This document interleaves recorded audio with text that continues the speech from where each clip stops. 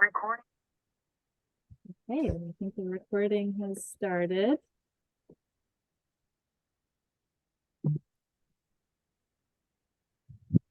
Hello, everyone. Getting a few participants trickling in.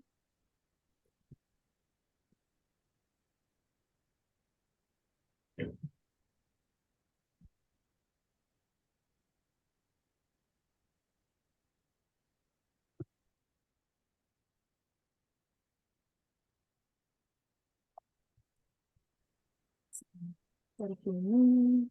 Welcome, everyone.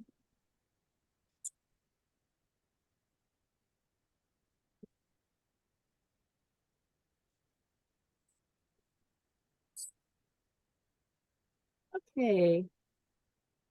It's 6:01. I think we can get rolling. So welcome, everyone, and thanks so much for joining us. This is Placer County's Community Conversations on Housing.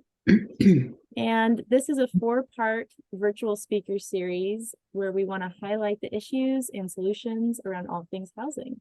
And we're so happy that you've joined us for this conversation, and that we hope that it'll be informative and engaging for you all as we talk about this important topic. So the purpose of this session is that we will learn all about the options for homeowners on how to finance an ADU. So just some housekeeping items to start off. This is the third of 4 sessions. And tonight we'll begin with a brief overview about our ADU Resource Center from Meghan Schwartz, our Community Development Technician and ADU Specialist. And then we'll have a presentation from our guest speaker, Levine, running approximately 10 to 20 minutes with a Q&A for the remainder of the hour. And we'll be taking questions. You can submit them to the chat or to the Q&A, or at the end, you can also raise your hand using the Zoom function, and we'll unmute you and you can ask it then. And if we don't get to it live, we hope we will. We've dedicated a lot of time for questions, but if we don't, you can always email us as well. And if Megan or Nikki, if you want to put my email or one of our emails in the chat, that'd be great.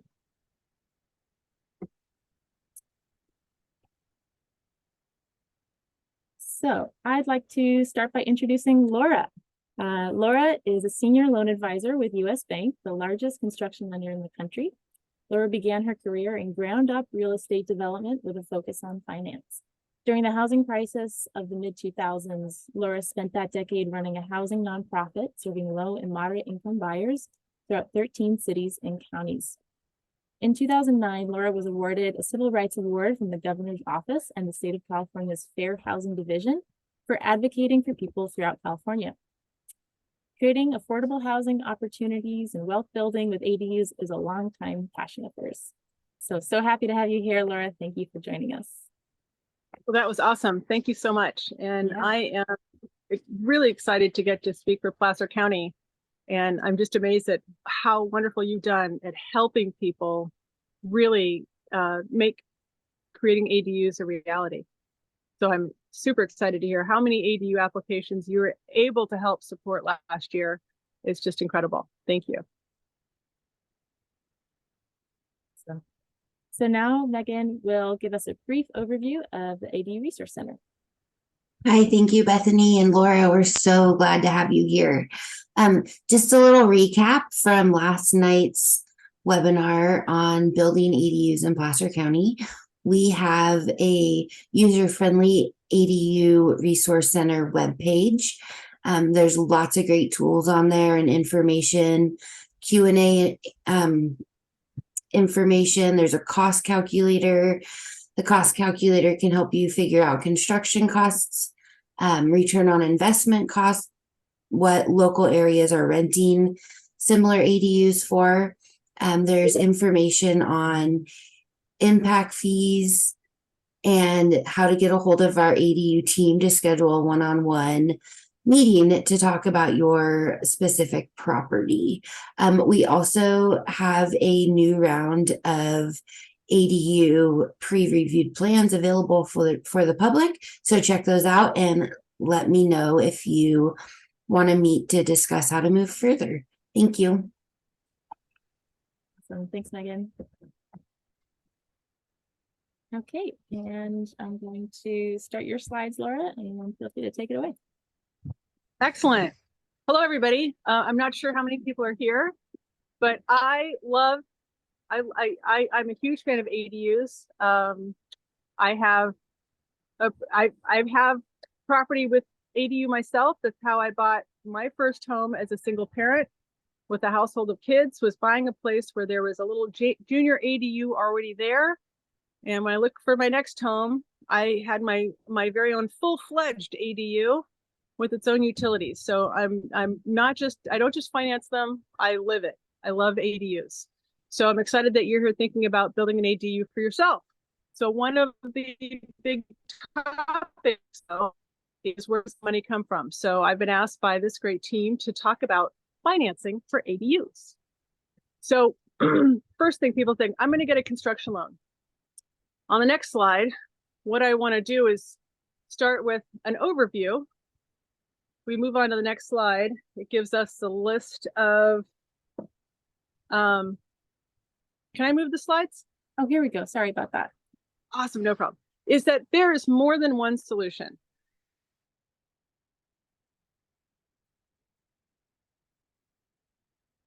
Of credit, also known as a HELOC, a construction loan. I think we're going to do a little time on that one because it might be the most foreign topic. Borrowing from one's 401k, and potentially even getting a loan secured by other assets in financial institutions. Okay, but what I want to launch into first is construction financing. For many folks that have a property, a home, and they're looking to add an accessory dwelling unit, they're looking at how can we get the money to construct this. What I'm hearing more and more, what I'm seeing when I'm getting requests is the cost in the neighborhood of oftentimes anywhere from $200,000 to $300,000 for that standalone ADU unit that'll be on the same property, but not part of the same house. So construction financing, how does that work? We're gonna start there. Well, a construction loan is when you get money to build and you are going to use the future value of your home after you've added this new aspect of construction. In construction lending, construction loans can be for a completely new building, or it can be to renovate an existing building, adding on to an existing home, adding a separate structure. For a typical loan process, and if you're here today, there's a good chance that you might be looking at buying a property and adding an ADU, so you may not own that property yet, but I believe quite a few of you already own your property and you're looking at how do you add on to it. So construction lending is going to have 3 parts of the process. And on the next slide, we have, so that gives you the 3 tranches. And there's 3 basic parts of the path. These can run concurrently, so at the same time, or sometimes because of the timing of each part of the work, they end up going consecutively. So the easiest, simplest one is the borrower approval that looks a lot like a regular loan approval to get a home loan to buy a property, no construction involved. So then what's extra special about construction financing is that we have 2 more pieces to that. And one is a project approval. And if you've been watching these series with Placer County and the great job they do, if you've talked to Megan or Nikki or Bethany, you have an idea about some of the permitting process with an ADU. So the second part that we, the lender, and that would be any lender that's going to do a construction loan, is to approve the project to make sure it's a feasible project that would also be considered marketable. So that's what lenders are looking for, is if it's a viable project, it's going to fit in the budget. And part of the project approval is an appraisal of what's going to be that future value. And in order to for an appraisal to ascertain what that future value would be, the appraiser and the bank needs an understanding of what that project's going to look like. So that's the plans, all of the hard stuff, the meat of your project package is what's going to be involved in the project approval. The third part is that lenders also approve the builder. This surprises some people because they go, why does the lender need to approve my builder? Well, a lot of these rules came out of things that have come up in the past. And during the 70s and 80s, there ran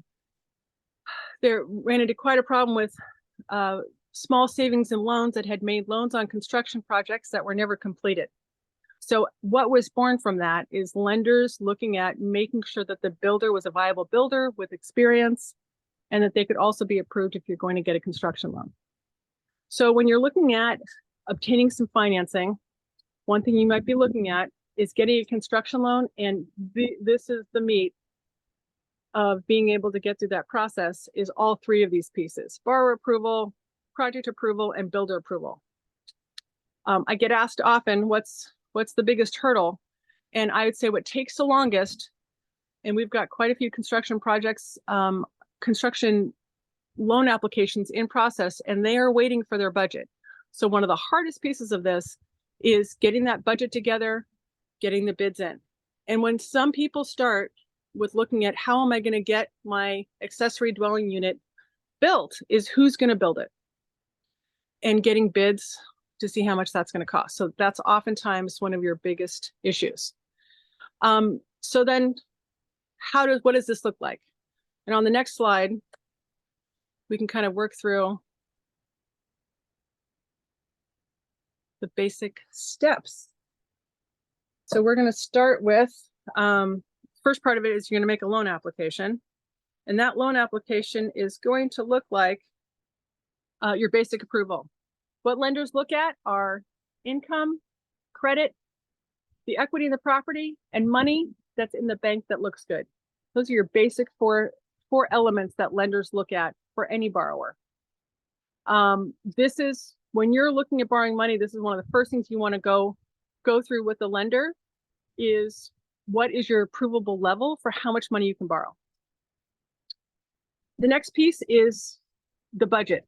So as soon as you've decided sort of what you can qualify for is to ascertain the budget. If you're going to work on anything, that's the biggest piece, is what's going to be the budget for your project. What I'd say that has happened though, and I think it's because of places like Placer County that's doing such a great job helping support ADUs, is you've got more and more companies that are more equipped to be a builder that can help get you an ADU. That's, they've got a package ready to go. They've done it before.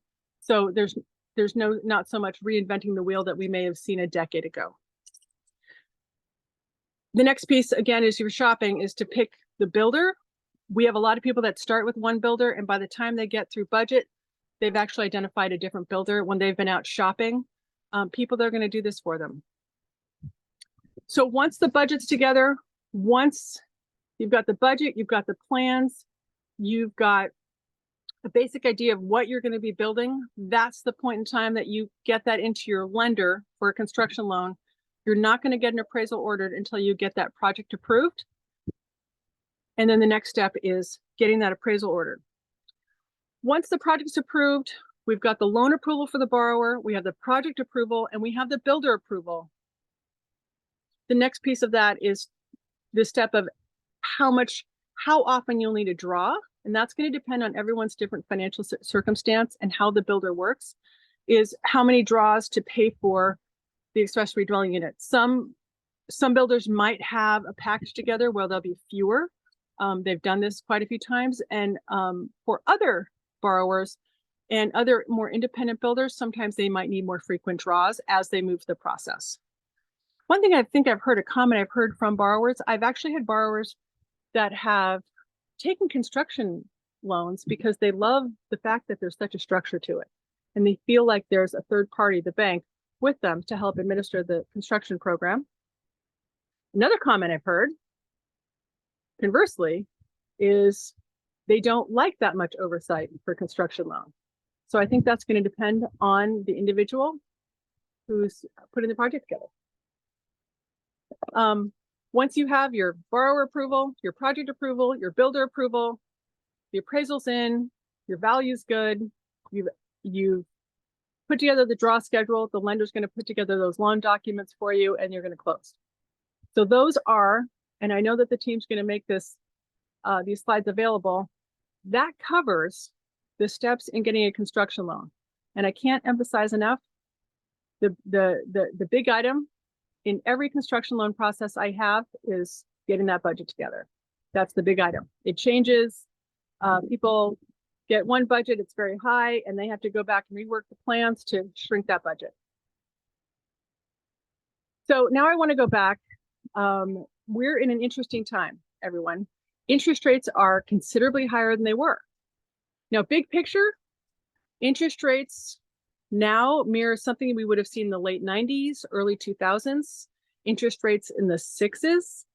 But it might feel for a lot of people who can remember just the last, say, 5 to 7 years, interest rates have been in the 3s and the 4s, even the 2s. So if you are one of those people and you have a property and you have an interest rate that starts with a 2 or a 3 or even a 4 from the last several years, and you have a great fixed rate loan, I'm going to be one of those people that's going to say, let's look for other opportunities than just refinancing out of that interest rate. Because if you do get a construction loan, that construction loan wants to be in first position on your property. So it's going to want to be a loan amount that's going to cover any amount you owe on your property now, plus the money you need to construct your house. That's what a construction loan is going to want. Right now, we're seeing construction loan rates in the high 6s and low 7s, depending on your loan amount, your credit score, how much equity is in your home. So if you have a first loan of, say, $500,000 and you want to borrow $200,000 for an ADU, I'm first going to challenge you for us to look at some other opportunities for you. So one of the first and easiest things to do is, if you have quite a bit of equity already in your home, is a second loan on your property. So a second loan is often referred to as a home equity line of credit. This is an adjustable rate loan. It looks like it operates like a credit card. You have, say, up to a certain amount you can borrow. You're only paying interest on the amount you do borrow, and you can pay it down to zero whenever you want, and you can borrow again. There's usually a 10-year draw period. This is an adjustable loan. They're called HELOCs. You might hear the term HELOC, home equity line of credit. Now, most banks, including our banks, credit unions, you can talk to your financial institution that you're used to working with, and most of us have a process in which you can get a fixed rate on that.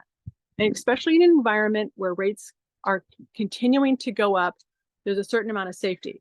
Since you're on this call right now, you're looking at borrowing, say, a set amount of money. So if you know that you need $100,000 or $150,000, you can look at an opportunity to lock that in on a home equity line of credit. Interest rates change every single day. So anything I talk to you about right now, as far as rates can change tomorrow. We recently, and I'm using this for example purposes, I'm going to tell you about one we had. I'm going to tell you one about a credit union had. That's not even us.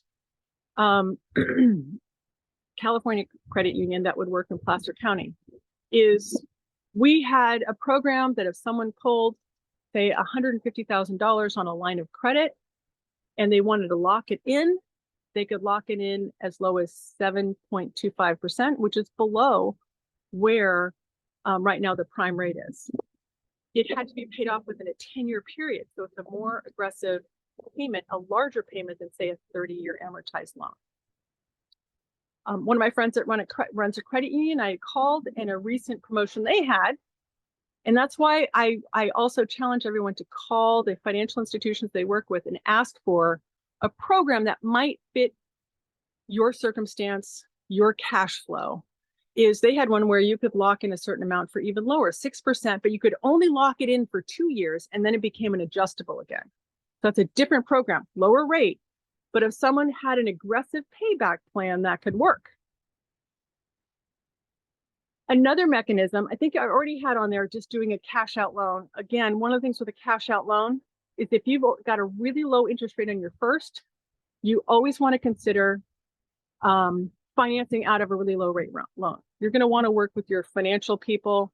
You can give me a call. You can call someone you're already working with. Is challenging the system is to make sure that you don't refinance out of a great loan. Next is 401ks. So a lot of folks don't think about their 401ks, and 401ks for different companies operate differently. Some allow you to borrow up to half of your value. Some cap out and won't let you borrow more than 50,000, but that still might be an option. If you have, say, 50,000 in savings, you could borrow 50,000 from a 401k, and potentially taking a smaller credit line at that higher interest rate. The way most 401ks operate is that if you borrow from your 401k, you're going to pay yourself back an interest rate. And the hard costs are typically very minimal that you pay to others. An admin fee, for example, an example of that might be $25 or $50 every quarter. And it's a great solution rather than, say, undoing a great loan you have on your home now. The last one, a lot of folks don't think about. This is not retirement money, but if you have stocks, bonds, money market accounts in a financial institution, quite a few of them will do a loan called a marketable securities loan. This isn't a margin loan. This is typically at a much lower rate. But if you happen to have stocks and bonds, you don't want to sell them. In fact, right now, some of our stocks and bonds are a little bit lower than historically, say, a year or two ago. So folks are like, I don't want to sell these. I want to keep them. They're going to get higher. Well, there's an opportunity that, depending on who holds them, so Fidelity, Schwab, E-Trade, all sorts of houses that you might have these clearing houses for stocks and bonds, can offer a marketable securities loan. Those are typically adjustable, and they're typically lower than the interest rates of a home equity line of credit. So just one more solution to look at. Okay, so now that I've talked about quite a few solutions, who's got questions?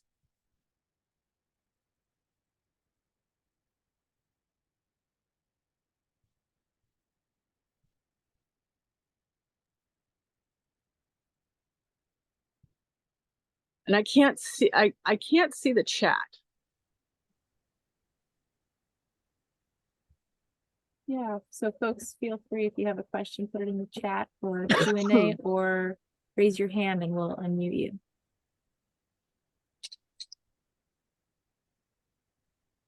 So while we're waiting, so I have a question. Does anybody have a budget? Does anybody have a budget for a project that they're looking at right now? And they were wondering how to finance that amount. We could use as a live example. Oh, we got a hand. Ooh. Rob, okay. Can you hear me? Mm-hmm. Yes. Yeah, so I'm an architect and a contractor looking to help homeowners get a backyard unit or granny flat or whatever. And do you know what Eastern Placer County, you're talking about budgets, do you know what kind of a going rate that you've been hearing is for one of these? Throwing the budget question back to you. Up in East County, is that what you're asking, Rob? Like Eastern Placer County, yeah, is there I don't know of many, I haven't seen many, but if any have been going in on Eastern Placer County, if anyone knows of kind of rates that they're hearing for a backyard unit to get one in, anecdotal, you know. I have not heard cost, but we do have the cost calculator that could be a fairly good tool. Mm-hmm. So Rob, I'm geographically challenged. Yeah. Where's Eastern Placer County? So that would be, you know, Tahoe City, Alpine Meadows, the lake, you know, around the lake. So I haven't worked on any ADU. Well, I financed one ADU and a home, but it was the entire home build and the ADU, and that That was a $1 million budget but that was for 3,200 square feet.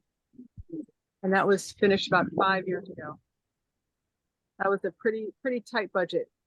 Yeah. One of my clients just put one in Marin County in the town of Novato, but this was a completely manufactured home. And they don't even have their COO yet. They've just had jurisdiction issues. Marin is awesome as our Placer County. And they paid $200,000 for the home, and all the other improvements, I think they'll be at $100,000 with the other infrastructure work.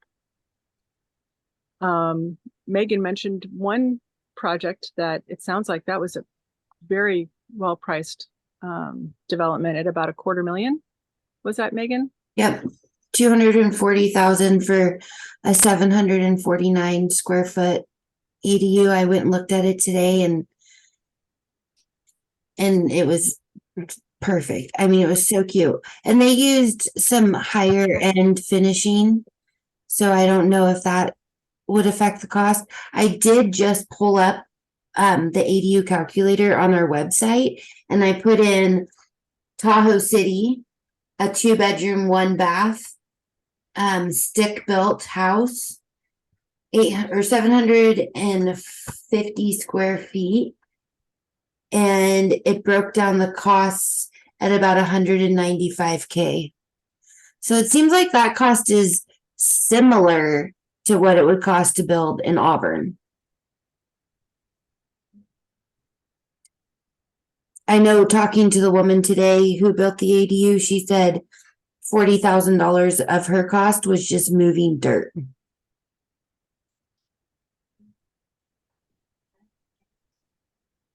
And then overall construction costs, what I've seen, this is from Full Builds. I mean, we're looking at a considerably higher construction cost to do ground up construction for entirely new homes. Mm-hmm. And at the lake, I think I see a huge price difference between, say, Auburn and at the lake. Absolutely. The difference is vast. So the calculator is saying if you did a conversion of space, so existing space, it would cost $60,000 in Tahoe City.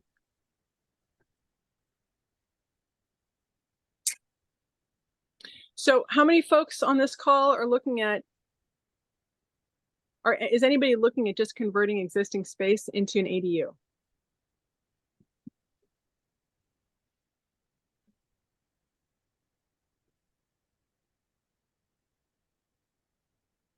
Okay, I just found the chat. Nancy, I'd agree with you 100%. If you were just wandering out to talk to a local contractor to say, build me a brand new ground up ADU in Tahoe City, that I know the numbers for just brand new home construction, and I don't want to. What I don't want to do is scare people off of ADU construction with brand new custom home construction, where I'm hearing numbers from 750 is the low end that no one can even imagine could be built, to $1,200 a square foot. This is for brand new custom homes at the lake. Moving away from the lake a bit, I think you have opportunities to find some cost containment, especially if you're finding someone and doing the research to find ADU construction ADU examples where people aren't doing all new custom reinventing the wheel, where someone's got a package ready to go. I think you've got an opportunity for cost savings. Again, budget is the number one item, whether it's ground up construction, whether it's a renovation. It's really putting together a plan, plan the work and then work the plan. So I see that we have Carol, I see your question. Nancy has her hand up too. And since you were just talking about that, Laura, and Nancy's comments spurred that thought, I will let her talk and then we'll get to you, Carol, okay? So, hey, it's Nancy, Bill on. Kenny. This is my wife is Nancy Costello. Okay. And so, you know, you were talking about Tahoe City and Placer County. We're based in Truckee, and I mean, there's no way an ADU can be built for any reasonable price. It doesn't seem like. I mean, we're looking at like $400, $500, and $600 a square foot. Mm. You know, not to say that something else can't happen to make it more affordable, but that's sort of I think our financial reality right now.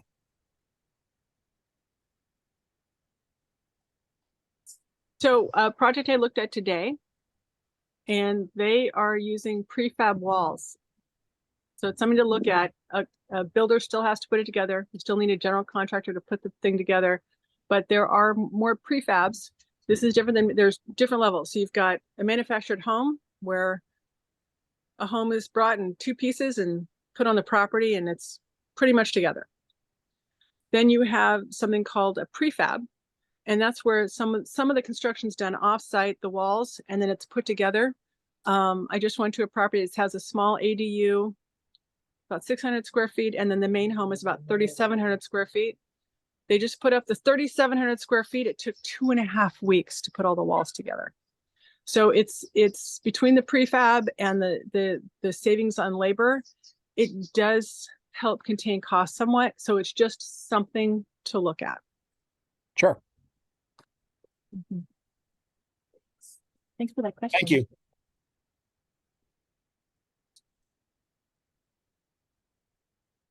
Okay, so we have another question from Carol. Can you use funds in an IRA to finance an ADU construction cost? Hi, Carol. Yes, you can. Now, if you do, you can't borrow from an IRA. You can take money from your IRA if you are under the age of 59 and a half. 59 and a half is the time in which you can take it without quote unquote penalty. If you take it before then, there's an addition, and you want to talk to a CPA, but there's typically an extra tax that's tacked on for taking it out early. Now, I'm a big real estate enthusiast. I'm a big real estate fan. I bought a house at the lake and I drained my retirement accounts, and it was well worth it. My house at the lake is worth way more than my IRAs would be worth today. So it worked out really well for me. It's not always the right solution, but for some people it is. So you can take money, you're going to pay taxes on it from your IRA. If you have an active 401k, that's the first place to borrow from, because you can borrow without penalty, without paying taxes on that money, and then pay yourself back.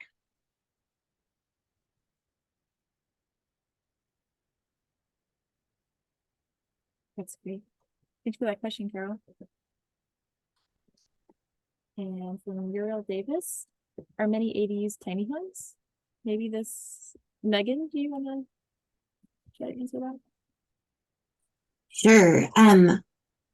Placer County would love to see some tiny homes come in and get constructed and be living in as ADUs. We don't have any at this point that have gone through the permitting process. So yes, Placer County likes tiny homes, and they're allowed to be lived in as both ADUs and primary dwellings.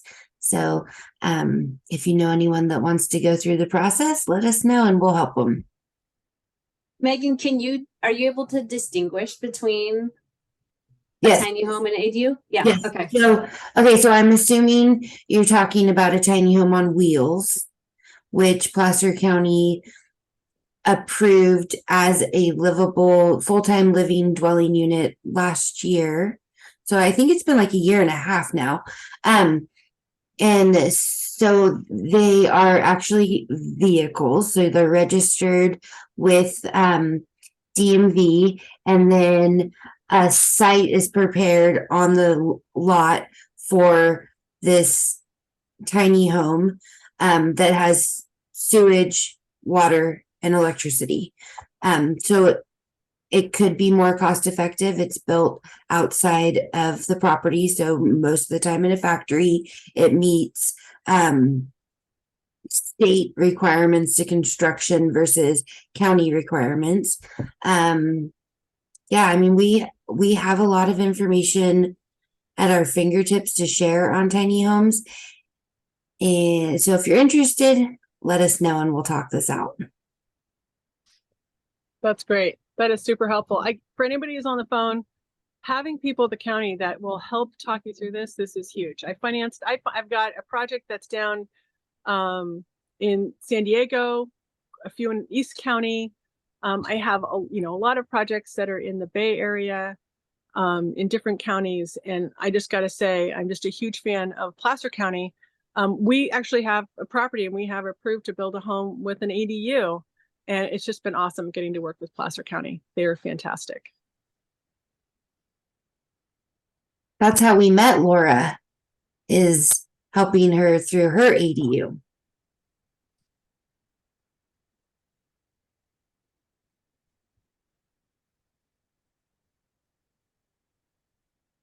So we got the one question. Yeah, feel free to put them in the chat and or raise your hand.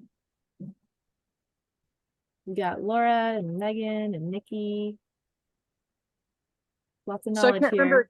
I can't remember Carol's husband's name, but it sounds like you've been talking to some people looking at a budget. It sounds like what I heard you say was like 400,000 to 600,000 range. How far down the track have you gotten with that?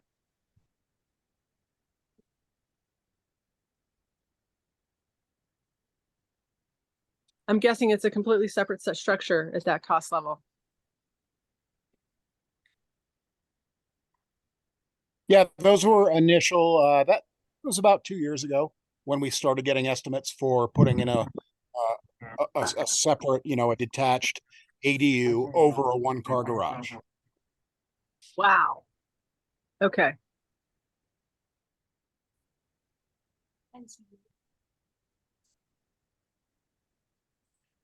And I think with interest rates, I mean, we can't talk about interest rates enough.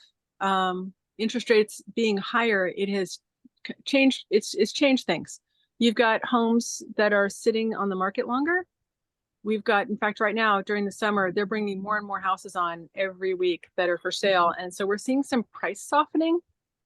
I think it's also slowing down some of the contractors bringing the big projects forward. So you might see more opportunities for contractors that have time for smaller projects. That would be awesome. Looks like Rob has his hand up. It does, yeah. Okay, hold on a second. Oh, I would echo what, Oops, sorry. is it there? Yeah, Yeah. you're here, Rob. Thanks. I would just echo what Costello's were saying, that 400, 600, depending upon what it is, was more what my back of the envelope math. Sure, like we do, full-size homes and projects, but I wanted to hear what other people had been seeing out there. But there's just it costs a lot to build here. It's complicated, limited workforce, no housing, right? A lot of people live in Reno, and Reno's actually paying pretty much similar prices to people working in Tahoe. So why even drive to Tahoe when you could just work in Reno? So whatever kind of subsidies there are out there, I know Placer County has some programs. I think that's what it's going to take to help, because I may want to do affordable housing projects, but there's not affordable lumber out there or affordable employees that I can buy. They're all at market rate. So, we need to look at financing and then other kind of subsidies to help the issue out. Something I'm hearing a lot is because there is such a deficit in contractors and employees in the construction field that's making the prices go up. The contractors that we do have can charge top dollar.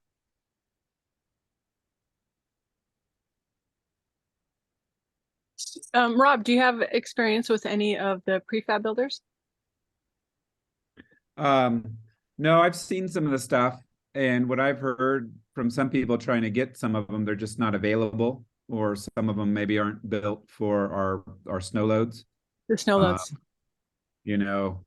And I think it seems like there's better rules on sprinklers. Before I think they were required, but it sounds like if the house isn't required to have sprinklers, then the ADU doesn't, which I think that definitely helps shave the dollars. But to get something on a pad, clear trees, just even getting the site ready can be challenging in Tahoe.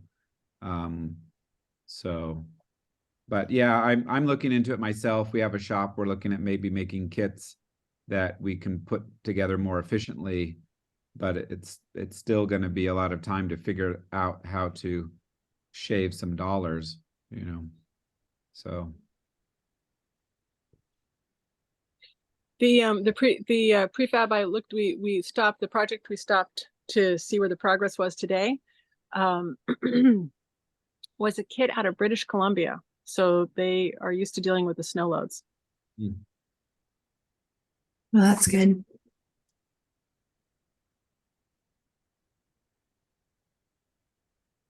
So I devoted you so you can talk now if you want to unmute. Looks like Mr. Costello has a question, has his hand up.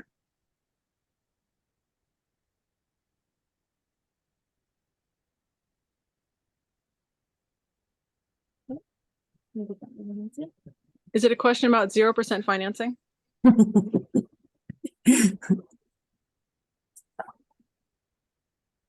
I should actually put the parent loan. I should actually put on my slide, borrowing money from your parents. It's probably the best place to go, or your kids. Borrow money from your kids or borrow money from your parents.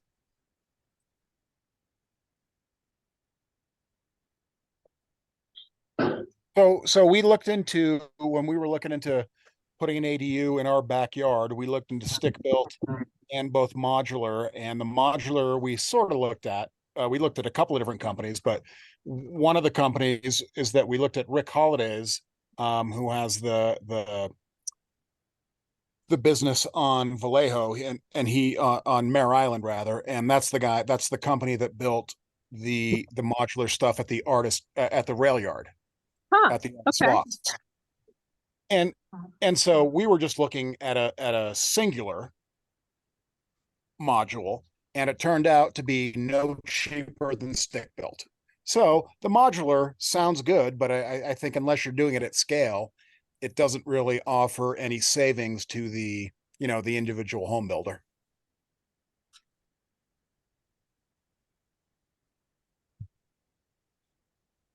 And I'd have a feeling that some of so was this modular prefab as opposed to, so that we have the So homes that are with built the on rail site, yard but project. the prefab yards. I'm not familiar with that product type. So product. if the rail yard project was done by Rick Holiday, this is in downtown Truckee, and they have a site on Mare Island, down in Vallejo, where they essentially build these modules. It's sort of a rectangle, including the kitchen, the bathrooms, the bedrooms, and then they ship it up here on a flatbed and they build it just like they did it in the rail yard. Okay. So what we discovered is, well, there may be savings to be had if you're doing a scale project. As an individual project, there was no savings, there was no monetary savings to be had. There might have been a time savings, but no monetary savings. If that makes sense. Good to know.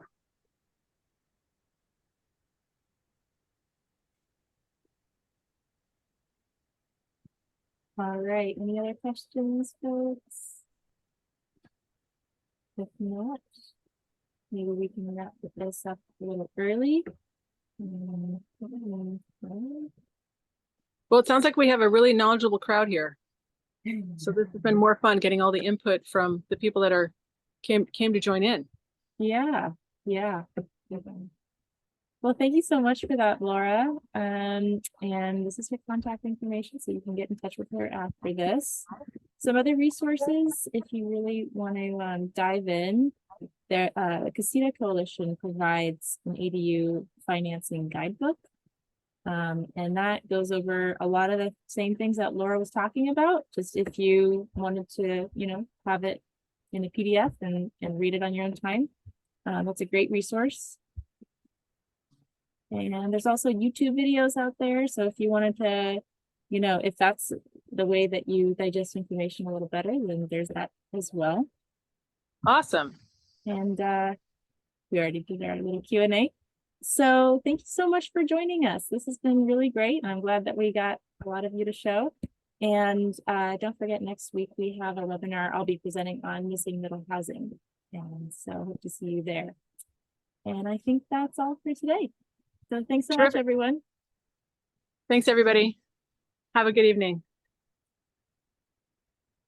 Signing off. Take care. Feel free to reach out if anybody wants to go over their own situation. Give me a call. Happy to help.